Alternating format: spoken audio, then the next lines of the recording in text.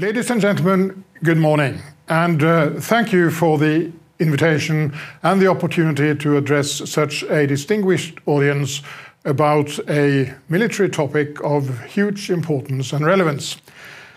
The omniscient digital encyclopedia Wikipedia defines network-centric warfare as a military doctrine or theory of war that seeks to translate an information advantage, enabled in part by information technology, into a competitive advantage through the robust computer networking of well-informed, geographically dispersed forces, pioneered by the United States Department of Defense in the 1980s. Although one can normally trust Wikipedia to be reasonably accurate about such things, the last sentence, as we know, is wrong. The ideas at the root of this concept were actually pioneered by Marshal Nikolai Ogarkov in his celebrated essay in Krasnaya Zvezda in 1984. However, the military technological revolution, or the revolution in military affairs, as it was called in the West, never seemed to happen, at least not in the way envisaged by the leading theorists, be they Russian or American. The reasons for this may be diverse, but most important is probably that the technology has not been sufficiently mature to enable the realization of more than isolated elements of the concept. However, all military innovation, be it equipment or operational concepts, always start at the drawing board by identifying theoretical possibilities. The question before us is whether technology in the 36 years since Marshal Ogarkov's essay first appeared has matured sufficiently for us to see the practical fulfillment of many of his ideas. Not perhaps as a true revolution, at a single stroke, but as a perceptible process of change at all levels of military affairs, tactical, operational, and strategic.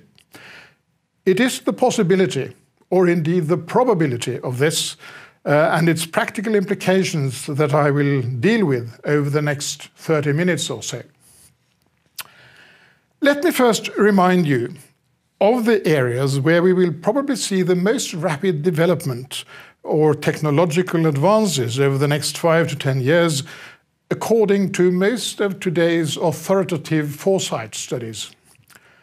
These advances include all kinds of sensors, as well as missiles and their guidance systems, autonomous systems in all domains, the use of artificial intelligence to support command and control, big data and supercomputers, and directive energy weapons. All these areas will arguably change military organizations and operations over the next decade. But at least one extremely significant implication is that many of the capabilities previously required of the platforms necessary to deliver even smart munitions can now be built into the ordnance itself, thereby leaving more of the job of breaking through enemy defenses and reach the targets to the actual weapon rather than the platform. When more sophisticated weapons in terms of range, precision, and lethality can be launched from simpler and therefore cheaper platforms, these platforms obviously become more affordable and can consequently be procured in greater numbers. These changes do not just apply to sensors and missiles, but also to the whole range of autonomous systems. Sensors, weapons, or both integrated on the same platform, commonly referred to as drones. Such systems, whether expensive and extremely capable, like the American Reaper or Global Hawk, or cheap and designed to be deployed in swarms, will contribute towards overcoming one of the most serious limitations of the network-centric warfare concept so far. This has been the need for a very robust communications network connecting sensors, effectors, and decision makers in a heavily contested electronic warfare environment. Autonomous sensors and weapons, separately or integrated, will reduce this requirement and may also be pre-deployed in likely areas of operation. It is worth reflecting on that the price of a modern anti-tank missile helicopter capable of carrying 6 to 8 anti-tank missiles comes at a price of approximately 50 million American dollars, not counting the price of the missiles. A drone capable of spotting and killing a tank with an integrated weapon costs around $500. In other words, 100,000 such drones can be acquired for the price of one helicopter. This is the sort of revolutionary change in the ratio of cost to effect, which only occurs at rare moments in history, but which has huge implications when it does. The bottom line of all this is that within the constraints of a given level of defense expenditure, we must expect a significant change in the ratio of weapons to platforms in military organizations, with more and simpler platforms carrying fewer but more sophisticated rounds of ordnance or ammunition. This in its turn will impact on the way these organizations operate, i.e. on operational and tactical concepts, as well as ultimately on strategy. The changes imposed by these new technologies will primarily affect high-end or high-intensity warfare, as opposed to various forms of low-intensity conflict which are less technology-intensive. However, since high-end warfare is still the ultimate challenge and the kind of war for which armed forces of industrialized countries are designed, this is what I will concentrate on. It is already a recognized fact that the range, precision, and effect of modern naval missile systems are making large platforms like aircraft carriers increasingly vulnerable.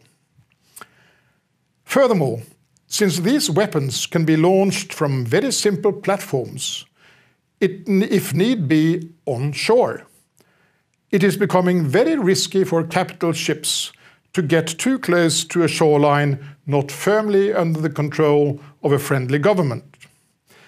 Whereas the United States Navy or any other great powers navy or naval forces could sail with impunity into the littoral anywhere in the world only a few years ago, now the presence on shore of even a second-rate, non-state actor like a ragbag militia with the right connections can make this extremely hazardous. My personal conviction is that this vulnerability of technologically advanced and expensive systems will proliferate and come to include also the mainstay of today's ground forces, the main battle tank. It is an interesting feature about most of the money and brain power going into upgrading projects of today's main battle tanks, that they focus on improving the tank's survivability, as opposed to an increase in their capability and hitting power, normally a sure sign of a weapon system being past its peak. Furthermore, if the tank is on the brink of its evolutionary decline, so obviously will be the entire concept of mechanized operations as we know it today. The most obvious implication of this is its impact on the time-honored tactical principle of concentration of effort, or mass, to the extent that it relies on the concentration of traditional mechanized forces for its execution. It will be the fundamental and increasing vulnerability of such forces that they have to concentrate their platforms in order to concentrate the effect of their fires. Now, in my opinion, such a concentration will be far too dangerous in the future for this to be a viable operational concept. However, it is precisely the concentration of effect, in other words, fires, that constitute the essence of the principle of concentration of effort. Mass is about the density of combat power, not of manpower. But the concentration of fires without the concentration of platforms require precisely what I have been suggesting: precision-guided or autonomous weapons utilizing their range and precision to remain dispersed and yet hit the same area or targets. If this is a correct hypothesis, we must expect to see a fundamental transition of today's ground forces with a shift of emphasis from direct line-of-sight fire to indirect over-the-horizon type systems. Today's powerful battle groups of tanks and mechanized infantry with artillery in direct support will be replaced by artillery and missile troops as the primary decisive branch of the ground forces, with traditional maneuver units converting to the role of intelligence, surveillance, target acquisition, and reconnaissance. Although surprisingly little discussed here in the West, this idea, as you most certainly know, has been elaborated by another two eminent Russian military theorists, Major General Vladimir Shlipchenko and General of the Army Mahmoud Gareev, in their book Future War. And I'm referring particularly to Shlipchenko's notion of sixth-generation warfare or no-contact war.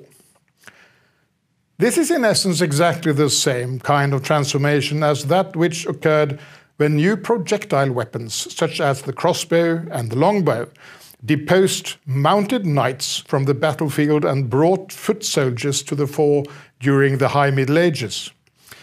Maneuver warfare, in short, will not be about sweeping physical movement of armored forces on the battlefield, but about the rapid relocation of fires based on information from a host of prying, all-seeing sensors situated on anything from elevated platforms like satellites or drones to the Mark I eyeball on the ground.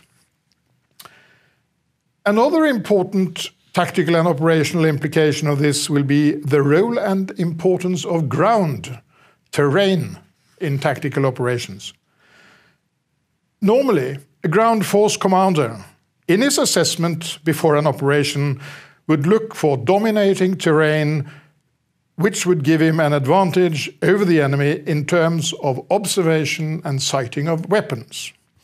This would preferably be high ground, around which he would draw circles on his map signifying here be vital terrain. But if observation is mainly provided by sensors on elevated platforms, be they satellites or various kinds of drones, then the traditional tactical importance of high ground as the core of land force tactics since antiquity will no longer be the same.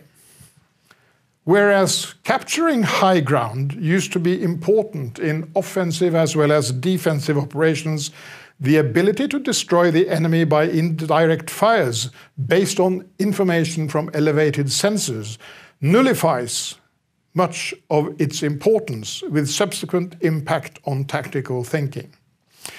The importance of the third dimension on the ground, elevation, for tactics is reduced, which effectively means that war on land becomes more similar to war at sea, where there is no third dimension. At sea, the tactical importance of 1 nautical square mile of water doesn't differ from that of another, and this may become almost equally true for war on land. Important ground on land for weapon sighting purposes becomes instead where you can put your indirect fire systems and shelter them from the enemy's sensors and counter fires. Rather than scrutinizing the map or the ground, looking for a hill or a ridge on which to make his stand, the ground commander will look for urban areas with industrial facilities or community buildings in which his indirect fire systems can lie up and shelter, emerging only to respond to calls for fire before hiding again. Turning now to the implications for strategy. I think the implications of the current technological development is not restricted only to tactical and operational level implications. However, it also has repercussions for strategy. Most important among them is the ability to prevent an opponent to deploy, transit, or otherwise use any physical domain without controlling it oneself. The ongoing trend, in other words, favors denial strategies over control strategies, to which testifies the emergence of a new term which hardly existed 10 years ago, anti-access and area denial, or A2AD, where just about the only weapon system exclusively dedicated to denial purposes used to be the submarine. Today, the whole arsenal of new sensors and precision-guided weapons seem to benefit strategies based on denial. Already, there are visions of A2AD bubbles placed over huge areas from which it is important for one actor to keep others out without actually having to control it themselves. And given the aforementioned ability to launch even extremely sophisticated denial weapons from simple platforms, this development can to a certain extent be seen as a very democratic one. Since it doesn't take a great power to design, manufacture or operate such weapons, they tend to level the playing field between small states or even non-state actors and major powers. Any state with such a capability can equip and train not just their own forces, but even fairly ramshackle client organizations or proxies, thereby enabling the state to claim ignorance of who is behind such strikes, at least sufficiently to protect them from retaliation from powers observing minimum standards in terms of proof before striking back. Thus, the technological development also reinforces the current trend of transfer of power from states to non-state actors. And by the same token, because the launching site and origin of such weapons are difficult to ascertain, they grant any user the tempting option of anonymity, should they prefer it. This makes them very useful instruments in the toolbox of irregular warfare, also known as hybrid war, when mixed with more conventional military means. However, land warfare will still be different from war at sea in one important respect, in the sense that even after the fiercest exchange of precision-guided munitions and extensive mutual destruction of weapon systems, there will still be a requirement of taking possession of such ground as can be deemed politically and strategically important. If for no other reason, this will be important to support the strategic narrative about the conflict, the story about who won and who lost.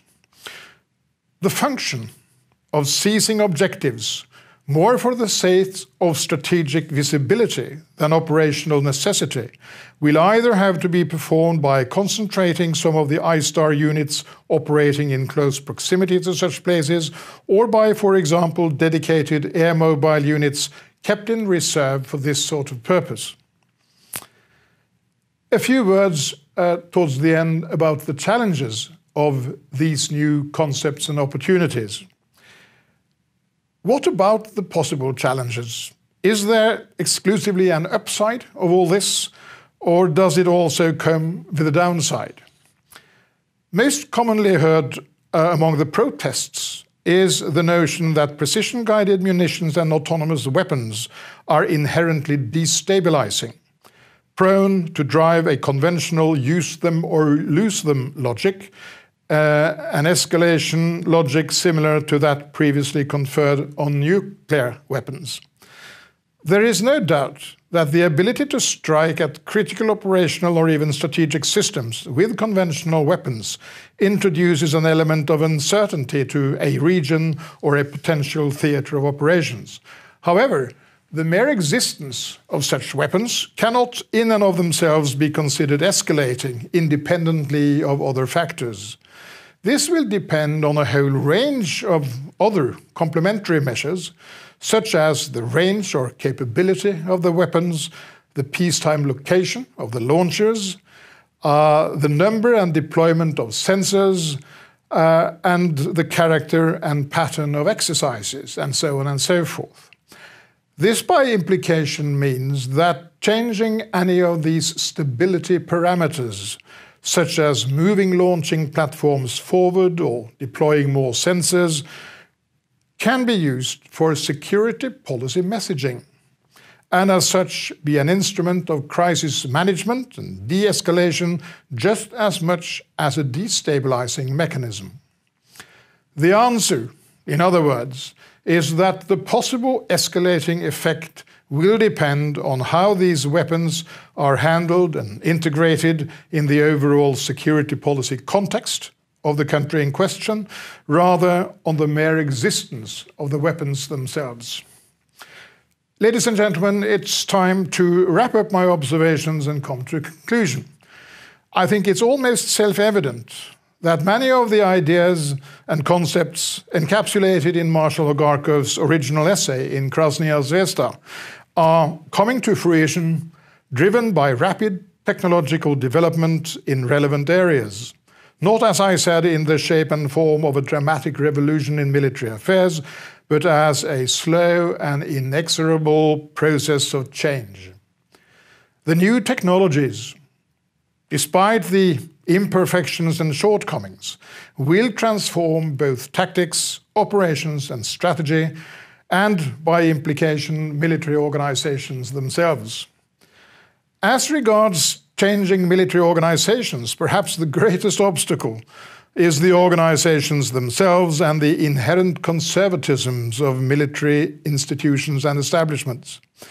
After all, the natural military approach to adapting to new technology is to use it to become incrementally better at doing the same things as before, even when it has the potential to change military concepts fundamentally. This, the ability to see the game-changing potential of not just technological but also political and social and other dimensions of change, is what has historically created great opportunities and laid the foundation for decisive victories for progressive military establishments. The question is to what extent we manage to do the same today. Ladies and gentlemen, once again, thank you for the opportunity to speak to you today, and thank you very much indeed for your attention.